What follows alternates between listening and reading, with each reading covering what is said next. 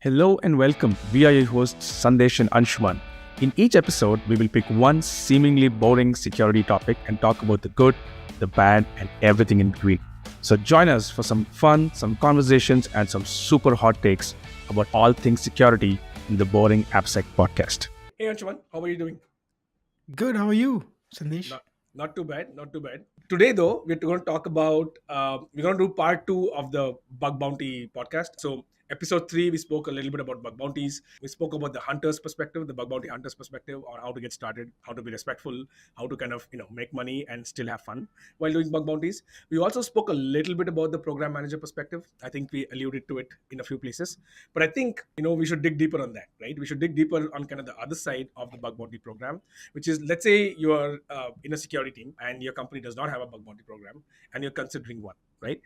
So let's kind of take like do that journey, right? So from how do we get from there, you're thinking about bug bounties, but you're not sure, to kind of having like a mature bug bounty program where you're genuinely getting value, right? So let's talk about that journey today. So Anshuman, quick question to start off, to kick us off: when should you not have a bug bounty program? I need to think about that for a second. When should you not? I think if you feel like you're not prepared to start a bug bounty program, that's when you know that you shouldn't run it, to be honest, right? If I were to dig into that a little bit more, what I'm trying to say is generally product security teams, have varied levels of maturity. Either they're like a brand new product security team, or they've been on the scene for a few years. They have some basic fundamental things going on, like threat modeling, design reviews, SAST, dash, whatnot, right? And then you start thinking about exposing your applications infrastructure and inviting external researchers to hack on it. That's generally the trend I've seen.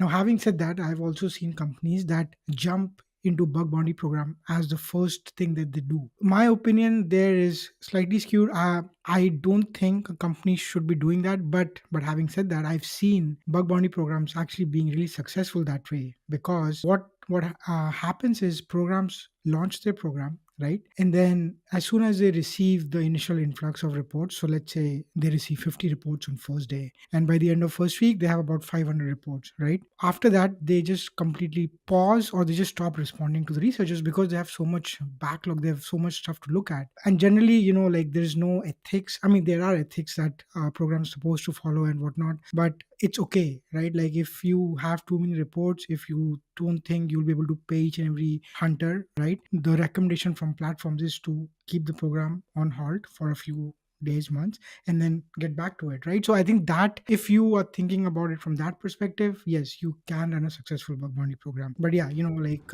mileage may vary, so every company operates it differently. No, I think you're right, and we'll get to a little more about preparedness for bug bounty programs, right? But I think like you said, your mileage on bug bounty programs really vary depending on what kind of a company you are, right? So my sense is that if a lot of what you build up, a lot of products that you have are readily accessible through the internet to your customers, then I think you're right. Bug bounty programs make sense. Now we can discuss on whether that should be first, second, third, eighth. What do you need to do before and all that? But it inherently makes sense to do that, because your users, I mean, the kind of bug bounty hunters who kind of sign up on these platforms and try to hunt for bugs are very similar to your users as well, in the sense that they access things to a website or a mobile app, they sign up, start using it. Makes a lot of sense, right?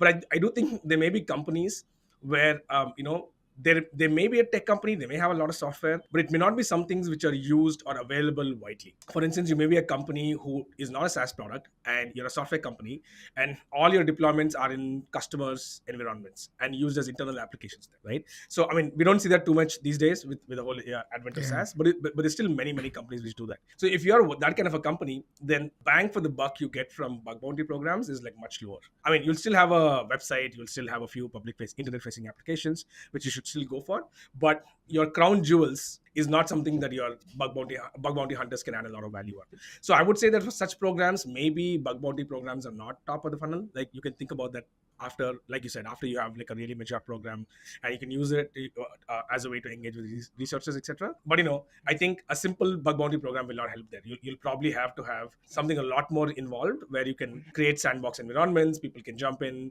you can teach them about your environment and so on and so forth. So I would say that I agree with you. I would just add a nuance that depending on the kind of company you are and what software you build and own, bug bounty programs may have different mileage as well. But I think by and large, you're right. I mean, unless you're prepared, there's no reason not to have a bug bounty program at all. Like there's no company which should absolutely not have a bug bounty program, in my opinion, right? I think most Mhm. companies should.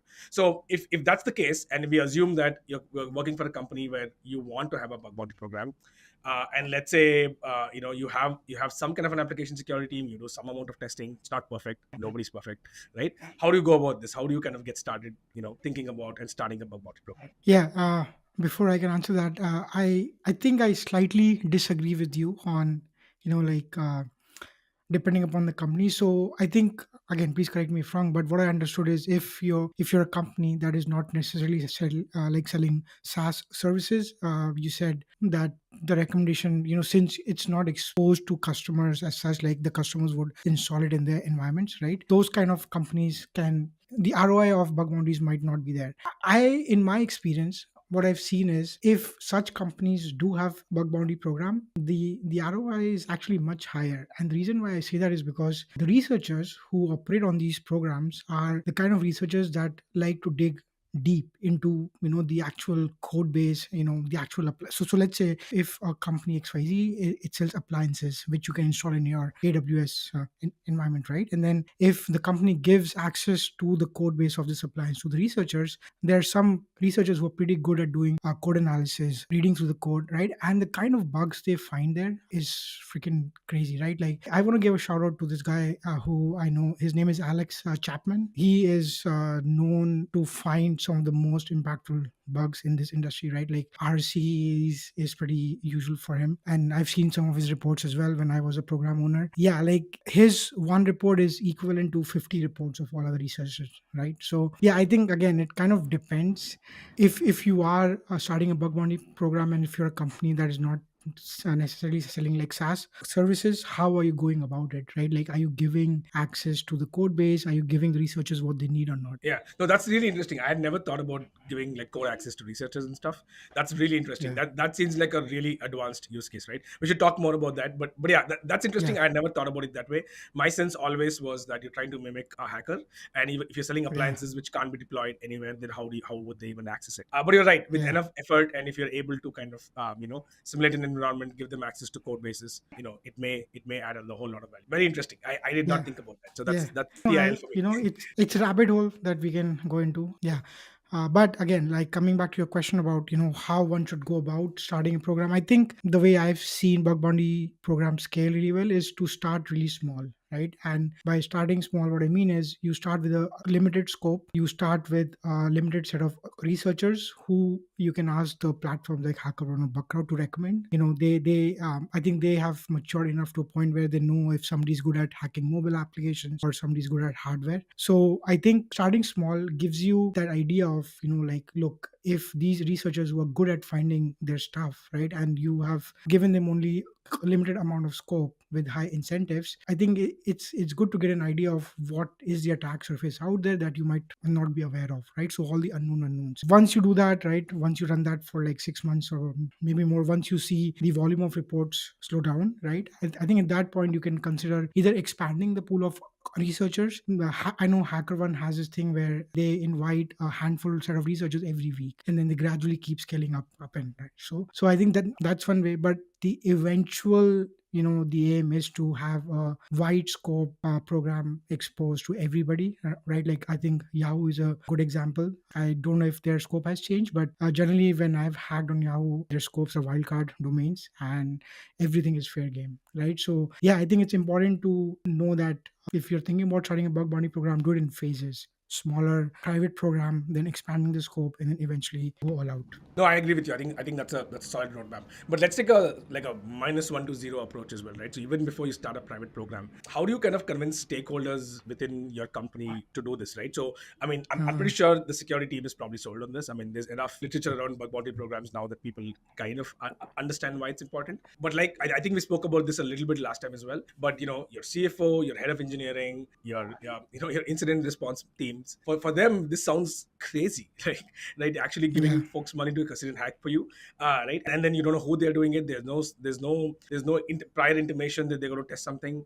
There's no real rules on what tools they can run. I mean, there are rules on what tools they can run, but there's no way you can enforce that. There's no control on the Yeah. environment. I mean, you can obviously have some control on on the environment they tested, but that's only once you reach an advanced stage. When you start off, you have to keep it simple, like you said, start small, right? Yeah. So Yeah. how do you go about, so one, I guess, two-part question here, and I'm thinking through this as I ask, who are the stakeholders you should really consider getting on board before you start a program, and kind of, how do you go about doing it? Yeah, yeah. So I'll actually answer this question through an example, I think, which will give more context. So when I was with Atlassian, Atlassian has this app store where you can think of it like if you use Jira, right? You can install third-party applications on Jira. Same thing with Confluence and whatnot, right? So and all these third-party apps which you install on Jira and Confluence, they are actually built by third-party vendors, right?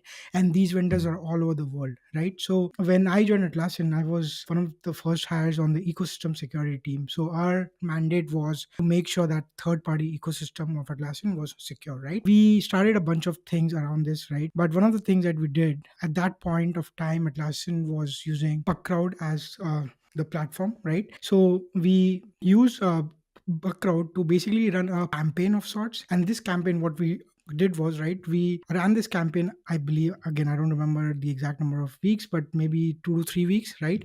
And then we paid for the all the rewards that the hunters found on these third party vendors app code, right?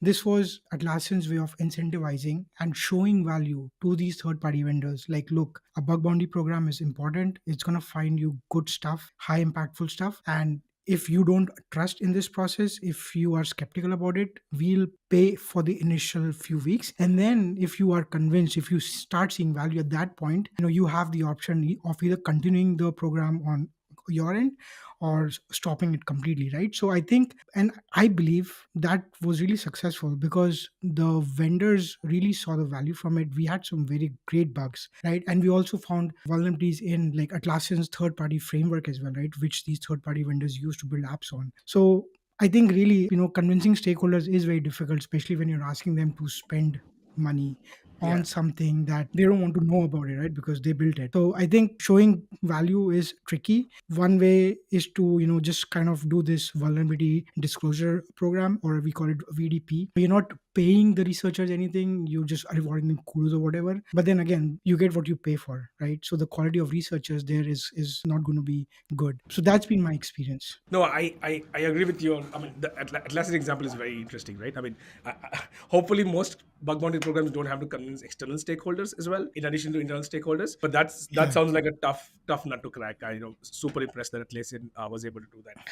But I really like your idea on the vulnerability disclosure program. I think that's where everybody should start, right? You have a vulnerability Yeah. disclosure program. Have a slash security page on your website, on Yeah. your Yeah. GitHub page, wherever it is, and then just start getting used to engaging with researchers, right? Because the one thing you realize when you start engaging with researchers is that there's a lot of, to be honest, right, the signal to noise ratio Mhm. is not very high when you start off, right? If you're doing, like, if you're spending on a bug bounty platform and all that, then sure, then maybe they kind of take some of the hit and they're able to kind of give you more, better results. But when you create a vulnerability disclosure program, you will get a lot of findings which are not real, and you'll have to learn to deal with it, right? But I think that helps you kind of grow a muscle on what kind of vulnerabilities can be found. And also, this kind of, it's a slightly lower pressure way of getting things started. You don't have to go ask for approvals without data. You don't have to kind of think about budgeting. You don't have to kind of there's no pressure of a platform, etc. But what you can do is, let's say a researcher reaches out to you, they submit a bug, you're not focusing on the periphery, you're only focusing on what's the bug, is it a real bug, and then you work with the engineering teams to solve it, right? Now let's say you do like 8 or Mhm. 10 of these. Now we have data that there is value in engaging with third party researchers, and when you engage well with them, there is value added, and our security posture is improved. Once you have the data, right, it's a lot easier to convince non-engineering stakeholders. So your finance team, your CXO team, or whoever you need to get permission slash budget from, they like to see data, and this really really helps. And it also kind of gets the Yeah. engineering teams excited because right now you had like a lower pressure way of handling this, right? So I think that's absolutely the way to go. The -1 to 0 journey, I think, should be a vulnerability disclosure program with no money involved. Maybe there's swag and stuff involved, but Yeah. shipping t-shirts across the world is not straightforward. If you're an Indian Yeah. company shipping t-shirts to Brazil, you will learn a lot about import export laws that you don't want to learn, Yeah. right? Yeah, I, Right. I, I just want to add a, yeah, yeah, absolutely. Sorry, I didn't mean to interrupt you.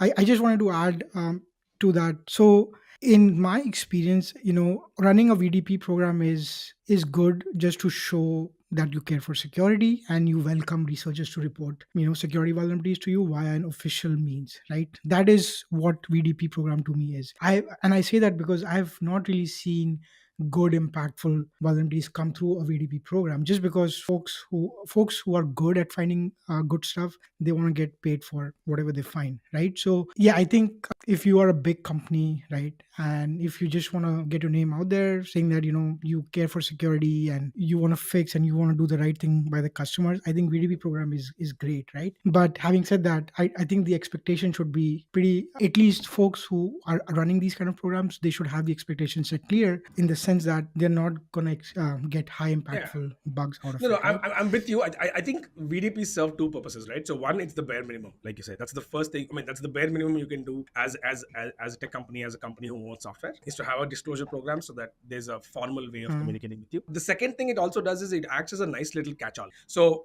if you think about a bug bounty program, you can use it as like a precise weapon. You can say, hey, I'll give you more bounty for this subdomain because we really care about this. This is a new product we're launching, so we want like a campaign on it. So you can use you can use a lot of precision and kind of specific strategy on your bug bounty programs. Whereas your VDP can be your catch-all. So you can still have yeah, star.companyname.com as your VDP scope, but your bug bounty scope can be a lot narrower. So it kind of so in general, I think the vulnerable disclosure program, I think, is like, one, it's bare minimum, you have to do it, and two, it allows you to kind of have like a very broad scope, a very broad rules of engagement, very relaxed rules of engagement as well, because you're kind of okay, you're not handing out bounties, so you don't have to worry about the finance aspects of it. But you're right, once you correct. have like a mature program, the best kind of bug bounty program, in my head, is the one that looks like a VDP. It's the one which looks like which is star.companyname.com, same bounties Yeah. for everything, and so on and so forth. But that's wishful thinking, right? So until you get there, I think it's good to kind of start with the VDP and then eventually kind of get to bug bounties. Yeah, Okay, yeah. cool. I just want to highlight one more thing there. So I think one more thing that is good with VDB programs is that it will help you establish a process of handling vulnerabilities, right? Like if you don't have a VDB program and if a thing comes in, you absolutely have no idea what to do with it. On the other hand, if you do have a VDB program, if a vulnerability report comes in, you know that you're supposed to have a process of how to report, how to respond back to the researcher, how to get the actual vulnerability triage and fixed by the right team. So I think building that process itself, if you have that process already, VDB program Yeah, is just another step. I don't think sure. there's any additional effort required. Fair enough, and I think finally it's just the right thing to do. I think, like I said, that's the bare Yeah. minimum. If you're a tech company and you don't have a VDP, we are judging you. Right. Anyway, okay, Yeah. so right, okay, so we are, so we've kind of established kind of when not to have a program, when to have a program, and kind of we spoke a little bit of convincing internal stakeholders and stuff, right? I think in general, if you're going to go to non-technical audiences to kind of get some amount of data, sorry, get some amount of funding or approvals, or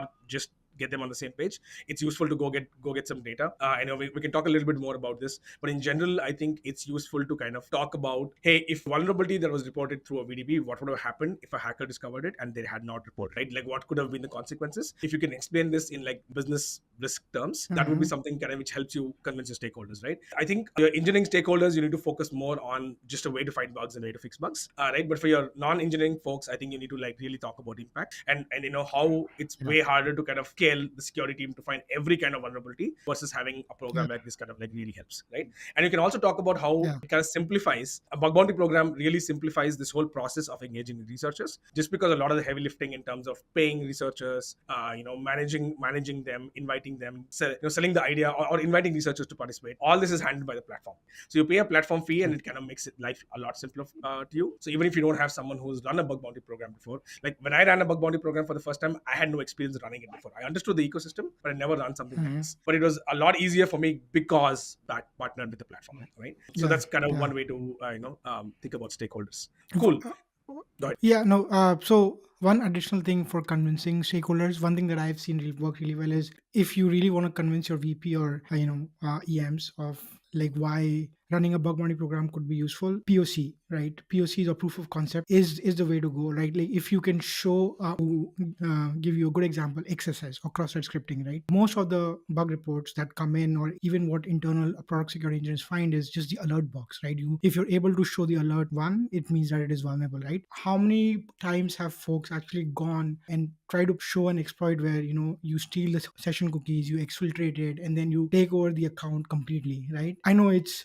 these days it's slightly difficult just because of other protections, but if you're able to show that POC to a VP, right? Like, look, I can take over your account right here and there, and this is why having a bug bounty program is important. I think that POC goes a long way. Absolutely. No, I'm with you. Okay, so we've kind of spoken about kind of like stakeholder management and convincing stakeholders, etc. Right? So how do you think about the launch? Right? So I mean, you did speak about kind of like going from VDP to private to slow public and then broad public, right? Is that kind of the right approach? Like typically, how long does that take? Is that like a few weeks, few months, few years? What do those things depend? Funny, because I haven't been in a company long enough to have seen all the phases. Like, I've been in different companies which have gone through different phases, but typically what I've seen is, the private programs can I've seen companies run private programs for years, right? Like, I think there's no rule that you should run a private program for 6 months or a year, right? It really depends, right? Like, if you have the bandwidth to handle the reports, if your engineering is building features and products at a very fast pace, and you constantly ship new features, and you don't have good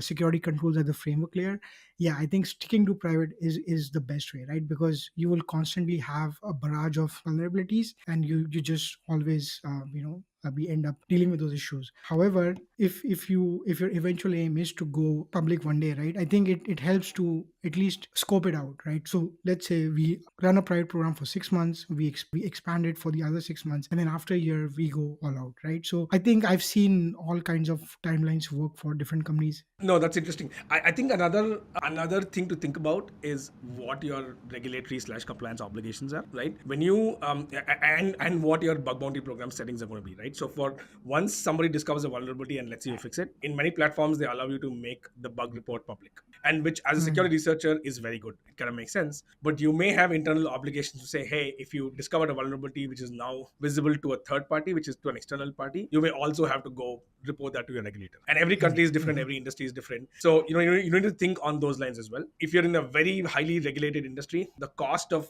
running a public bug bounty program may be very high from a regulatory pressure perspective, in which case it may not be worth the effort, to be honest, right? That in that way you may want to kind of focus more on private bug bounties for much longer period of time, have a lot more engagement with those specific people participating in your program, but not make most things public.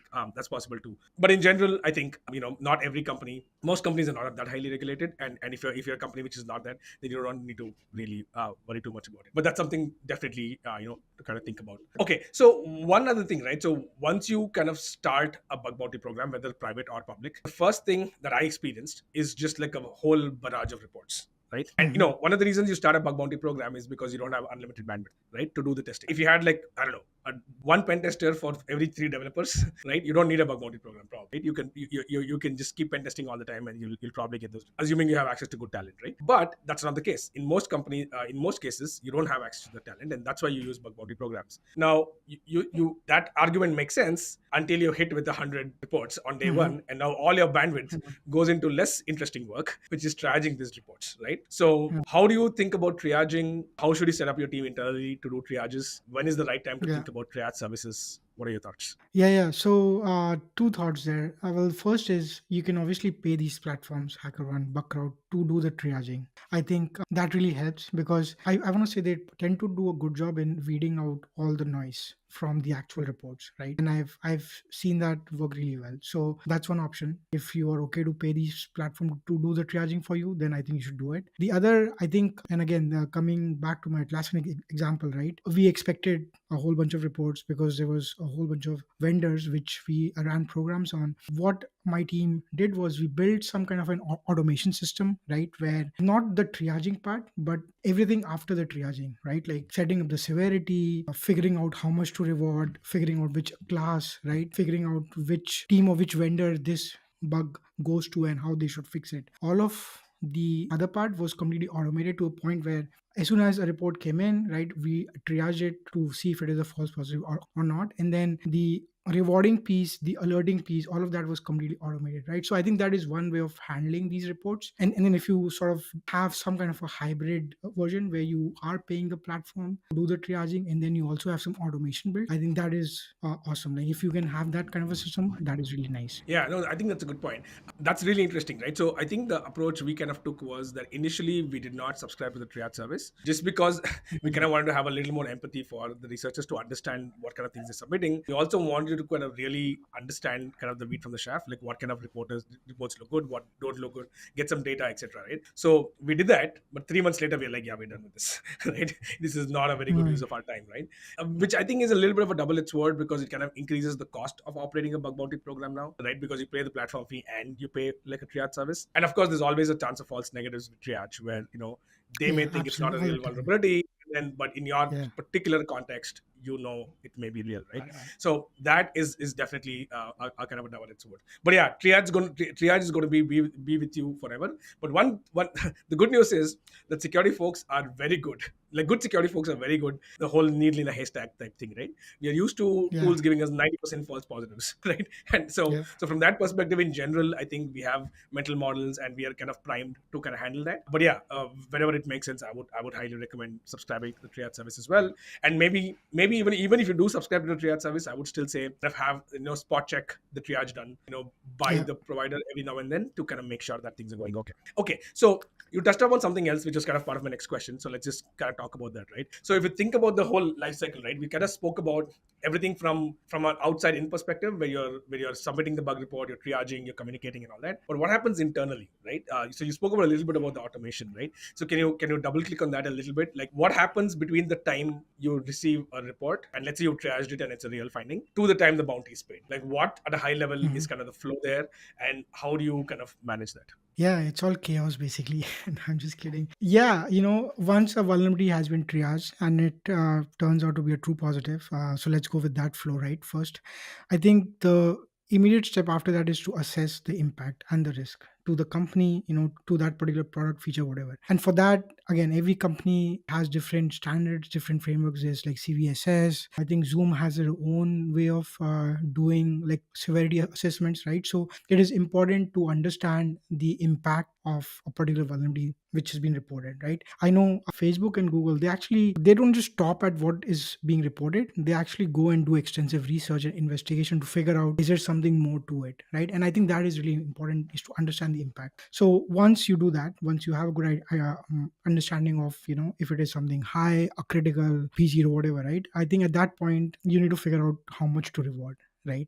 And even before you decide what to reward, right, I think there's that confusion where should you be rewarding the full amount or should you wait for the bug to be fixed, right? So all those things come into the picture. And I think we might have spoken about this before, but I believe in pay on triage at least some portion of the overall reward. So for example, if you get reported an RCE and if according to your program scope you are saying you're going to pay $20,000 for an RCE, right? And if it turns out to be a true positive but you still don't know the actual impact, right? It might be on like an isolated server which is not exposed and all of that. You still pay a portion of the $20,000 and then you do your investigation and then you figure out, okay, it's not that bad, and then you come back to it. So that's generally the trend. Yeah, I just something to say. Yeah, Okay, no, go that ahead. makes sense.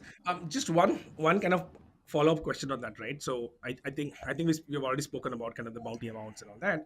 But when you get a vulnerability, so let's say two scenarios, right? So one is you find a vulnerability on a public facing application from an internal pen testing team, and let's say there's another scenario where a similar bug is found by a bug bounty hunter on a public bug bounty platform, right? So it's not a private program; it's actually a public program. Internally, when you're tracking these vulnerabilities and you're working with your engineering teams to get it fixed, is one higher priority than the other because somebody outside the company knows about it now, or do you kind of treat the researchers as your internal folks? Yeah, that's a great question. And I think the external report has to get more priority, obviously, because now it is known by somebody who's not your employee, right? And I think, again, in my experience, I've seen that generally is the case, right? Because, again, if somebody hears that, okay, somebody has found an issue in our systems who does not work for us, yeah, we have to go fix that. Because there's always that skepticism that whoever has found is going to go and disclose it and whatnot, right? So I think there is some risk there, and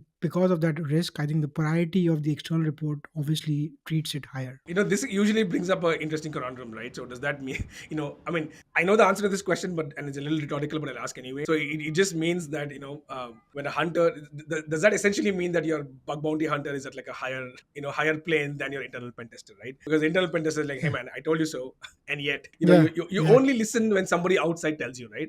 It's kind of a bit of Exactly. a dangerous precedent, because if you think about maturity of application security programs, you're always like, don't go after exploitability, have better secure coding standards, make sure that you do things right instead of waiting for something to be exploitable. But then at the same time, the same security team also says that if you have a report from outside, then and it's exploitable, then it has a higher priority, right? I mean, I know this is So like a classic security team conundrum, but how do you kind of yeah, square? yeah.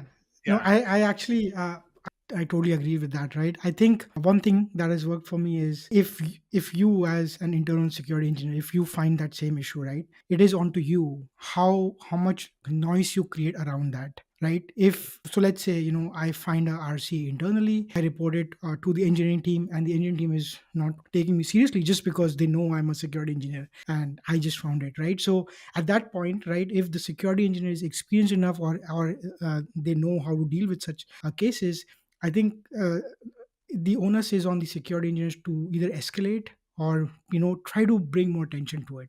And I've succeeded in if I've taken that approach in the past, just because like if you report an issue to an engineering team, and if you ask them to fix, and if you don't follow up, or if you don't care for that issue deep enough, the engineering team most likely also will not care, right? So I think, yeah, like there are ways to treat your internal teams with the same priority. It really depends. No, I think that's a good point, right? It kind of goes back to the episode we did on when you're the first security hire, right? It's really downstream Uh-huh. from your organization culture, right? In some companies, Hmm. the only way to get attention is to make noise, right? Yeah, I would say it's like a hard culture to kind of work in, but to each their own. But yeah, you're right. I mean, if you can have frameworks in place to make it easier and stuff, that's important. But as I've spent more time in the security industry, I've kind of come to the unfortunate conclusion exploitability matters, right? I mean, because there's just oh so yeah. many potential vulnerabilities everywhere, that the high horse that I was on 7 8 years ago, saying, hey, don't worry about exploitability, as long as you do everything in a secure way, you'll never have exploitable Mhm. vulnerabilities, which is absolutely Yeah. true theoretically, but in reality it's like a freaking endless treadmill at 10 miles an hour while drinking coffee and responding to emails, right? You'll never get there, right? It's a great ideal to have, but you'll never get there, and therefore exploitability matters. And if exploitability matters, then exploitable by who becomes important. And if you know that there's a researcher out there outside the company who's able to do it, then it just has to have higher priority, right? But you're right. Yeah. You're right. But you're right on getting attention from engineering on security defects can be an episode on its own. So we'll we'll kind of Yeah, talk and about that. yeah, I just want to like sum it up. I think one way to go about this, right, like to make noise, is to have some kind of a risk assessment slash like severity assessment framework, right, which is agreed upon by everybody, right? So if you find something, and if you apply that framework to that issue, and if that turns out to be P0, then I Hmm. don't think anybody's going to argue against that, right? Sure. They'll have Yeah. questions as to why do you think, and then you can always defend yourself. So I think having the basic building blocks in a place is also important. I'm with you. Absolutely with you, right? Okay, so that kind of makes sense to me. So the next thing I kind of want to talk about a little bit is, how do you think about bounties, right? Right, like like is $1,000 too much? Is $100,000 too much? Where do you draw the line on? How do you? I mean, do you have any frameworks in your mind on how do you kind of come up with the budget, at least for the first time? So the platform fee is the platform fee. That's fine. But when the first time you're trying to kind of request for a bounty pool, you start with $100,000. Do you start with $10,000? How do you kind of think about this? Yeah, man. I don't know if I'll have a good answer to this. I can just go based on what I've seen, because I know this is like a running debate. How much vulnerability is worth. Yeah, because I don't think there's like a number that anybody can assign. Every industry, every bug is different. I think generally what I tend to do is to sort of see what are some good programs out there, right? Same scale, like similar scopes, similar applications, stacks, and whatnot, and then see how much they pay for, let's say, RCE or XSS, whatever, right? I think that to me is like a good baseline, because you know that if that's a good running program and researchers really enjoy working on that and they have these rewards, you should try to aim for this. If not same, like similar reward ranges, so to speak, right? And I've seen that work well in most programs I've looked at. Yeah, no, I think that's a good point. I mean, I think so. While you were saying it, I was thinking about it, right? So it's kind of like when you're selling a product, right? How do you come up with pricing for your product, right? And there Yeah. are typically like two or three different ways of doing it. I think there are a few sales books which talk about this, which I have to read now because I run a company and not just do cool security things, right? I mean, the one way Mhm. of looking at it is cost plus. Is like if you had to find this bug, how much would this cost you, right? And then how many hours did the researcher spend on Yeah. it? Multiply that with some kind of hourly rate, and then give them Yeah. a markup on that, right? So that's one way to do it. Very hard to do because everyone's hourly rate is different. Maybe you can just benchmark against your team's hourly rate, and then so that's one way of doing it, which is the cost plus model. The other thing is to kind of figure out what the market rate for these vulnerabilities are, which is exactly what you said. Like a money leak vulnerability for a bank is probably worth a lot more money than some other kind of vulnerability, right? So you can go look at how others are doing it and kind of start from there, and then improvise over time. I'm sure there are kind of other ways. Or the third approach sounds a little mean is what is the least amount of money you have to pay to keep people interested, right? So Yeah. if that's $1,000, then just do $1,000 because why do thousand one Yeah. hundred? That's true. Why do 1,100, right? Because my point is that in the end, the lesser you pay for bounties, the more number of vulnerabilities you can people can submit and you can pay for, and you don't have to de-throttle, like you don't have to throttle your program. But at the same time, if you don't get enough money, then the people are not coming in, right? So I think Yeah. one of these three approaches can work, but in reality, I think these are great for theoretical discussions. In reality, you got to throw something at the wall and see what sticks, right? But I would just say that start with any of these approaches, but just have an ear to the ground. Just let's listen to feedback and kind of think about it, right? And Yeah. interestingly, when we did this program, and we spoke to a couple of researchers, right? We met them at a conference who had kind of successfully submitted bugs and stuff like that, and we kind of asked them, hey, what are your thoughts on the bounty we pay? Is this good enough? Is this too much? Well, nobody says it's too much, but is this too little, etc., etc. But every complaint they had about the program had nothing to do with the money. It was to Yeah. do with how we respond, the scope, the triage, etc. They were by and large okay Yeah. with the money. It either meant we paid a lot, which I don't think we did, Yeah. but the reality is that I think bug bounty hunters do it for the money, but not just for the money. If you have a really good experience with them and you kind of match what everybody else is paying, they're fine, Yeah, yeah. right? I just want to add a caveat to your cost plus point. So, you mentioned that one way to go about it is to calculate how much would it be if you were to find this internally, right? I think there's that one is slightly nuanced, right? Because how do you know you couldn't find that issue, right? Like, how No, do you no, no. know I'm if you with you. have those skill sets, right? Yeah, No, yeah. I'm just Look, like asking yeah, yeah. because we've had this conversation before, right? Where it's just not possible to figure out if our skills are good enough to be able to find certain classes or No, no, I'm vulnerabilities with you. So I when think just to researchers are. just to clarify the point I was making, I think I'm with you on that. It's just that you have to come up with a number. You don't have a choice, right? So if you have to Yeah. use the heuristics, and Okay, I let's say, see. Yeah. yeah, let's say let's say you got a you got a bounty, right? Like for an RC, like let's say it didn't involve like chaining and like a bunch of really like multi-step kind of attack, right? The one thing you can do is you can go to your pen tester and say, hey, if you had to find it, how much effort would it have been? If it says, I don't know, I had to spend like 16 hours on it, and then you say it's $100 an hour, then go give them $1,600, right? It's not Mm, perfect, but we know there's no perfect way of doing it, right? So you might right. as well kind of use a technique. But I'm with you that I'm not for one saying that hey, it would have been possible to find it, because if it could have, we should have, right? So that's Yeah, obviously exactly. yeah. Yeah. No, I'm with you. I'm just saying using that as a proxy to determine pricing, and not necessarily saying that it can be replaced by a return person. But you're right. Like Yeah. right. I mean, I think we agree on that. Yeah. Okay, cool. So we spoke about pricing. I'm sorry, we spoke about bounty amounts. We spoke about triage. We spoke about the program. So you said something interesting, right? You said the best program, one of the best programs you see is probably something like Yahoo, which is like star.yahoo.com or whatever. At least that's what it was before.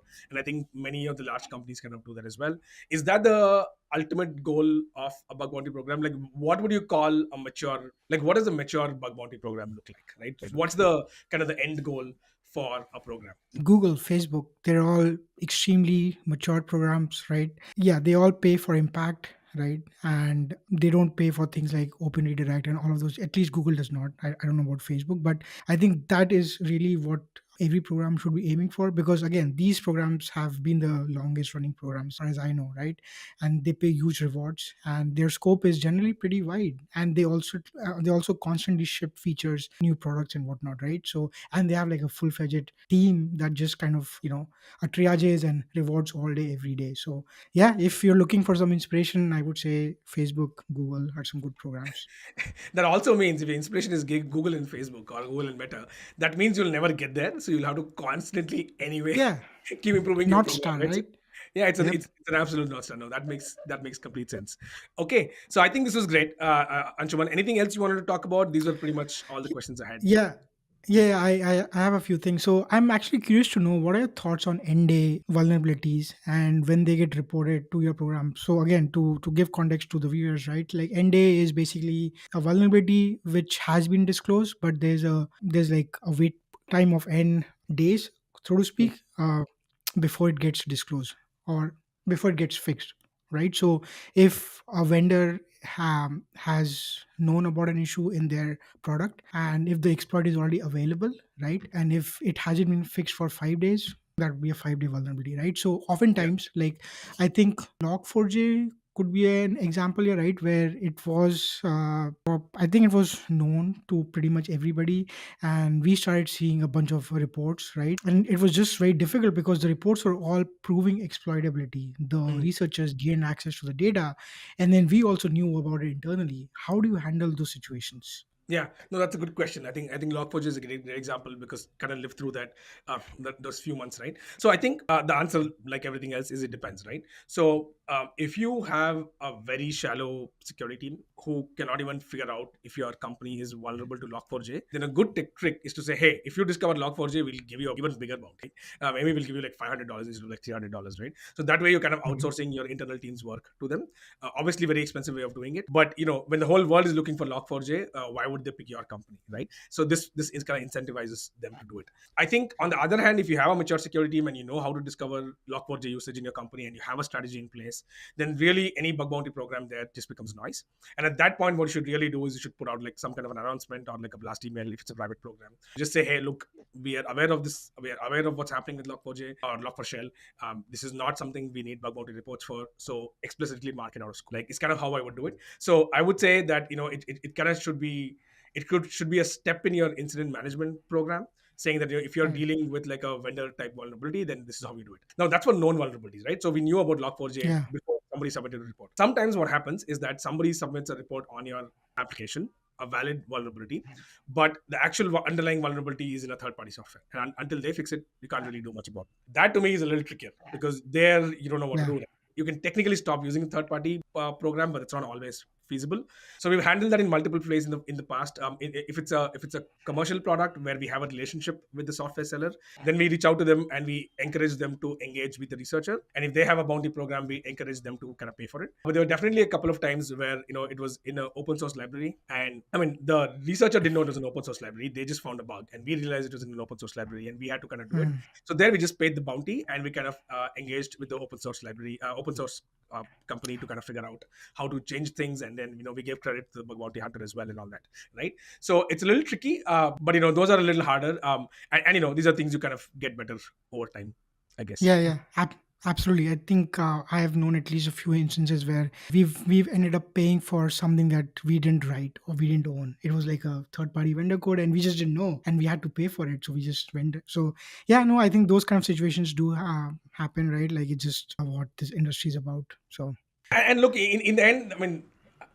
every time we used to have these bug bounty discussions, like at least in the first few months, we used to have like a committee meeting to decide on bounty amount, because we really had no idea. I mean, we were just like really trying to figure out what the best way to do this, right? And we said, okay, before we automate the process, let's talk. So we kind of build some consensus within the team, and then we'll kind of automate the process. And then a few months later, we didn't have to have these meetings. But the one thing that always came up in these meetings was like, folks, we are here to pay the bounty. The goal is to pay the yeah, bounty, right? So there's no point holding back your amount and not paying the right amount, right?